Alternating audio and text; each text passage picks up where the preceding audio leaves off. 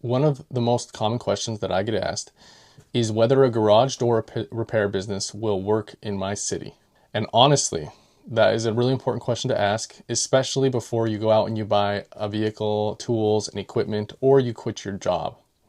By the end, you'll know whether your city is a great market to get started in or whether you should be looking elsewhere. So let's dive in. I'm going to run you through some examples of some specific cities, and then I'm going to show you how you can apply this to your own area so that you can know whether it's worth it for you to start a garage door business in your city.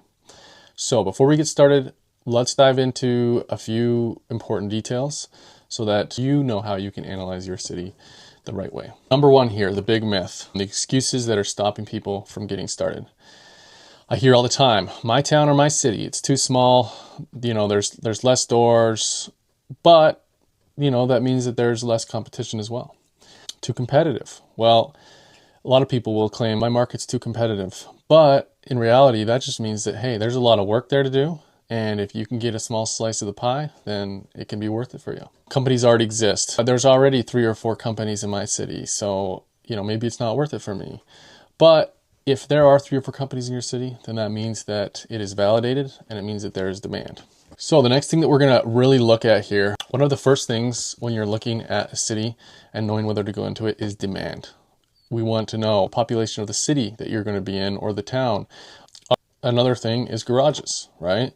If there are no garages, then there's going to be probably no work. So garages means that there's going to be work.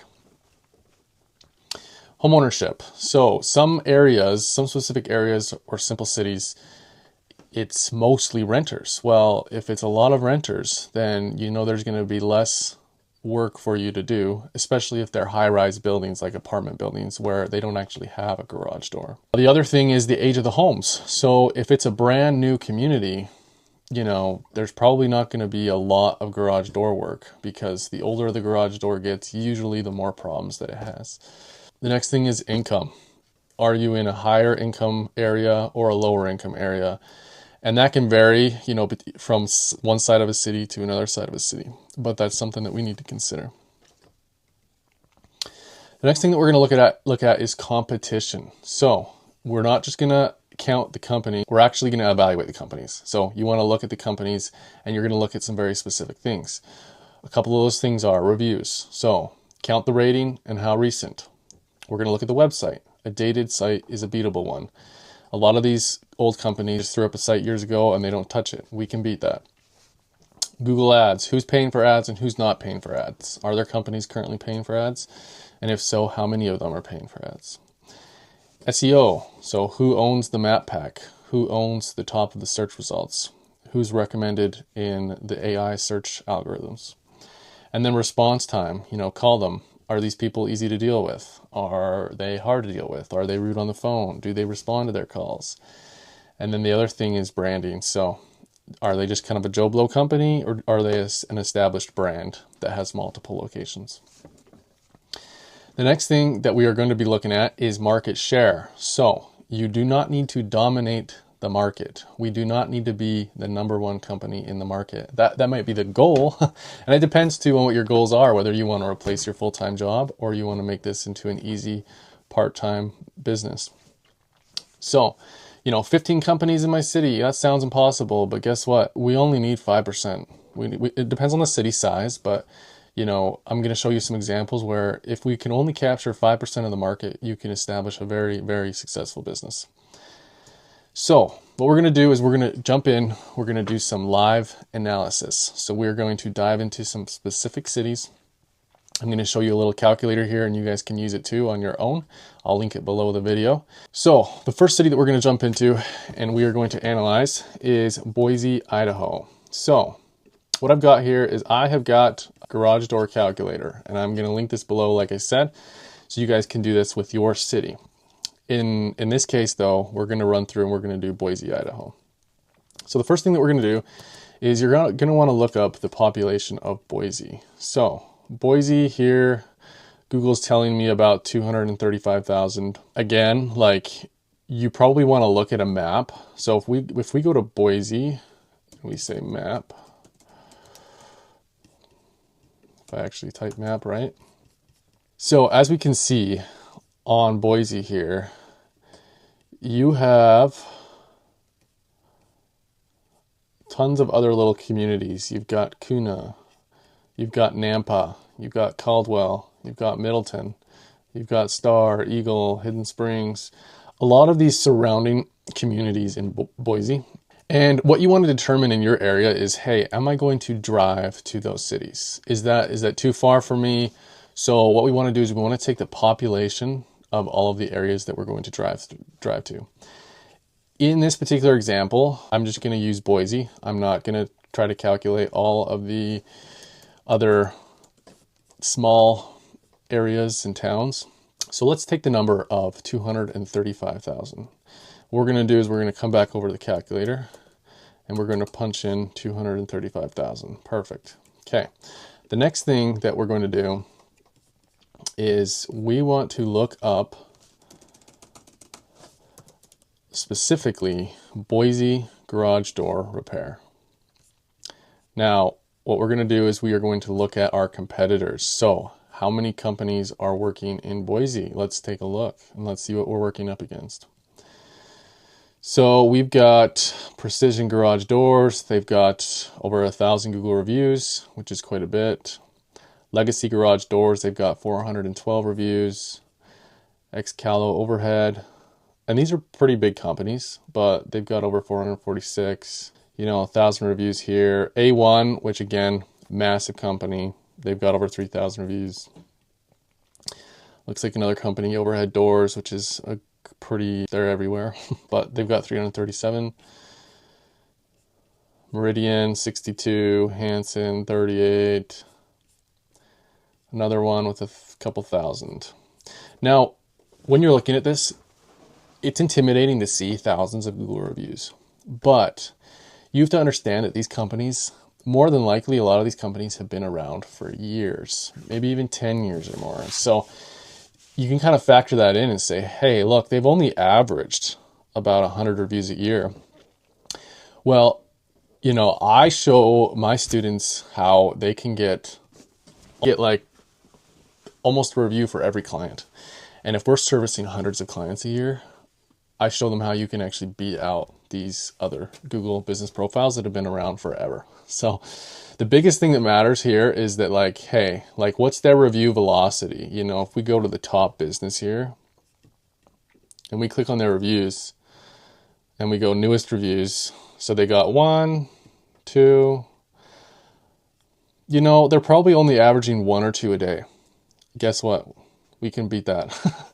We can beat that pretty easy. Now, again, it's something that takes time, but over time we can beat them. So you're working with quite a few people here.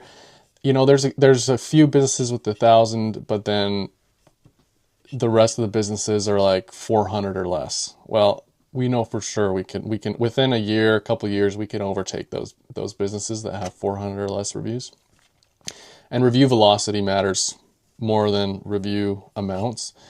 We can actually beat some of these companies in rankings if we actually have a higher review velocity. The other thing that you can look at is Yelp. Some of the biggest companies here, it looks like they've only got 10, 67 reviews, 16 reviews, 59 reviews. So, it's not a lot on Yelp. You can beat that on Yelp, but Yelp is something you're probably going to want to be on if Yelp is ranking in the top search results. So what we can see for Boise is that, hey, there's quite a few garage door businesses, but I'm going to show you why you don't necessarily need to be the top in the market to establish a successful business. We only need to capture a small market share. So let's just run back to the calculator here. Now we've put in our population of 235,000. What we're going to do is we're going to say, hey, is it possible for us within a couple years to capture 5% of all of the work that is available in that area, which I would say is doable. It is doable. What we're going to do is I'm just going to scroll down to the bottom here and just show you guys some of the averages. So we're counting the amount of work that's in an area. We're going to be looking at specific services that are done within the garage door repair business and the amount of that work that's done by homeowners themselves versus what that's done by actual garage door companies. So springs and cables here, 90 to 85% are done by a garage door company. A lot of homeowners do not want to do those themselves. They're a little more complicated. So most of those jobs will be done by a company in the area. New doors as well, 95%. They're heavy, they're awkward. You usually need a couple people to do them. So again, that's another thing. Most homeowners are going to hire that out. Openers, slightly more simple. Some homeowners or DIYers can tackle those themselves, but we're just going to say 50% of homeowners are going to hire a professional to install. And we are being pretty conservative with these numbers. So the next thing is sensors and seals. So 25%, 20% of all of those types of jobs will be done by a company. Homeowners will maybe be able to figure out themselves for the most part, but we'll say 25% of all available of those jobs will be done by a company. And then tune-ups, so people that just need their doors serviced. I mean, a lot of doors should be serviced, but a lot of homeowners don't even bother with it. So we are only going to account for about 8% of those total jobs that could be done to be done by a garage door company in the area. All right, so let's scroll back up. So we got a population here of 235,000. We're going to take just 5% of the market share, which is doable. It's going to take a little time, but it's doable. So people in your area. So we've got 235,000. We've got 2.4 people per household. So maybe about 100,000 households. Now 63, not all of those homes or those households are going to have garage doors. A lot will, and it depends on your area too, in your city. Each city can vary. On average, 63% of the homes will have a garage door. So that's only 61,000 garage doors. Now, based on the work that's going to need to be done, worn out parts, tune-ups, springs, everything, about 1.81 like repairs or things will need to be done per door per year. Now, not everybody is going to get a service done, which is why we're being very conservative here. A lot of people might not even worry about it. They might not even call a company. So that's a total of 100,000 jobs per year. Now, 25% of that is going to turn into a paid call because, like I said, 75% of it we're just going to say is not going to be done by a garage door professional. So if we just said, to be super conservative, 25% turns into a paid call, that's 27,000 real jobs a year that are going to be done by a garage door company. Now, 5% of that is going to be 1,388 jobs a year for us if we can capture 5% of the market. So some of the specific services here, we've got tune-ups, lube and rollers. Again, I'm just saying we're going to charge $155. Majority of that is going to be profit if you're sourcing your products right. So there's going to be over 5,000 jobs a year in your area based on that. We're only going to capture 5%, so that's 247. So we can go down the list. Sensors, they only need to be, maybe somebody's going to have an issue every 3 to 5 years. Bottom rubbers, 3 to 5 years. 20% of people are going to hire a pro. Everyone else is going to try to do it themselves. That gives us another 148 jobs. Torsion springs, every 7 to 10 years on average. Again, higher percentage of people are going to hire a pro to do it. Cable replacements, 8 to 12 years. 85% people will hire a pro.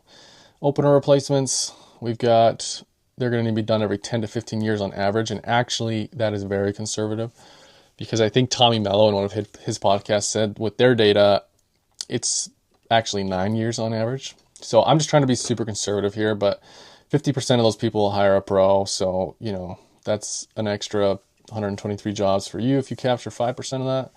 And then new garage doors. So again, that's 117 jobs if you only capture 5% of it.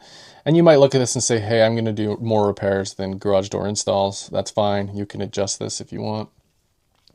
Basically, that's going to give us, with these various prices, now these are also somewhat conservative because in some of the areas, people are charging significantly more than this. So you can play with this a little bit, but these numbers are pretty conservative. So you can actually just leave those where they are. So that would give us a total of $635,000. And that's 28 jobs a week. I'm like, it says 2 trucks here would be needed, but honestly, one guy could handle 28 jobs a week pretty easy.